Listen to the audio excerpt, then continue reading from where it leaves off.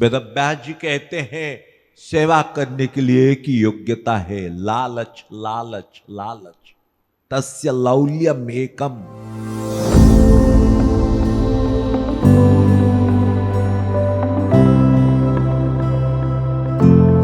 स्वयं श्री कृष्ण कहते हैं मैं मेरे भक्त के पीछे पीछे चलता हूं, उसकी चरण धूलि उड़कर मेरे सिर पर पड़े, मैं कृतार्थ हो जाऊं इसी आशा से।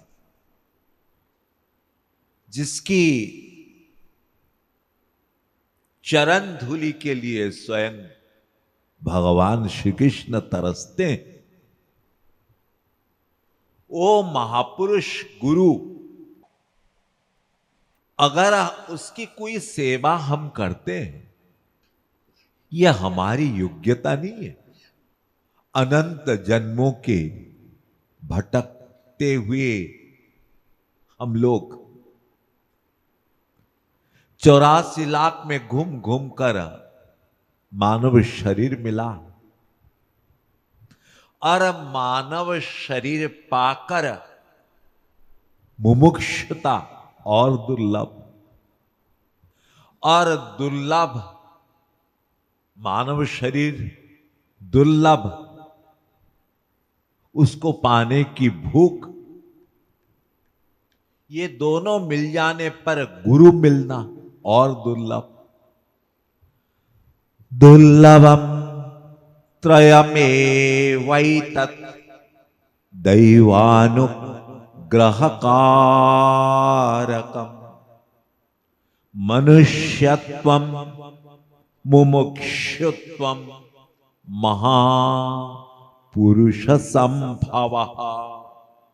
और कितने मुमुक्षु मनुष्य शरीरधारी जीव गुरु प्राप्त करने वाले गुरु के पास जाते हैं, और गुरु किसी बड़भागी को सेवा देता है। किस आधार पर? तस्य लौल्यमेकम, लालसा। अनंत जन्मों में कभी लालसा हुई होगी, या इसी जन्म में लालसा हुई होगी। वेदव्यास जी कहते हैं सेवा करने के लिए एक ही योग्यता है, लालच लालच लालच। तस्य लौल्यमेकम। ये लालच अनंत जन्मों में अगर किसी के पास कभी आई होगी, या इसी जन्म में आई होगी, दयालु गुरु उसको सेवा देता है। तो जिसके पीछे पीछे भगवान घूमते हैं, अगर उसके द्वारा कुछ सेवा की आज्ञा हुई तो हम गदगद हो जाना चाहिए। लेकिन होता यह है, हम अपने आप को लायक समझकर अहंकार कर लेते हैं। इसका सरल उपाय है,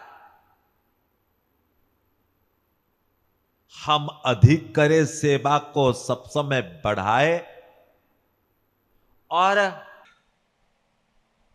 अधिक अधिक सेवा करें तो अहंकार नहीं आएगा। क्योंकि कुछ चीजों की परिसमाप्ति पर हमारे भीतर अहंकार पैदा होता है। जब हम लालच बनाते हैं, जो लालच करता है, गुरु और साधक में होड़ होती है। जब होड़ होती है, इसका मतलब हम सीधी रास्ते पर है। क्योंकि जब हम सेवा करते हैं तो गुरु स्वरूप शक्ति डाल देता है।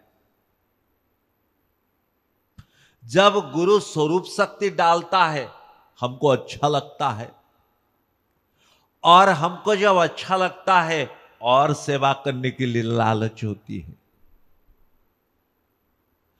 और जब हमारे भीतर और सेवा करने की लालच होती है, गुरु उसी प्रकार आज्ञा देता है। और जब गुरु आज्ञा देता है, फिर हम सेवा करते हैं, दोनों में होड़ होती है। दुहे करिए होड़ा होड़ी के उमुख नाही मुड़ी। दोनों में होड़ होती है, ना गुरु थकता है ना साधक थकता है। यह पहचान है हमारे भीतर अहंकार आया या नहीं। हम जब सेवा नहीं करते थे उस समय जो वासना अभी वो है, अच्छा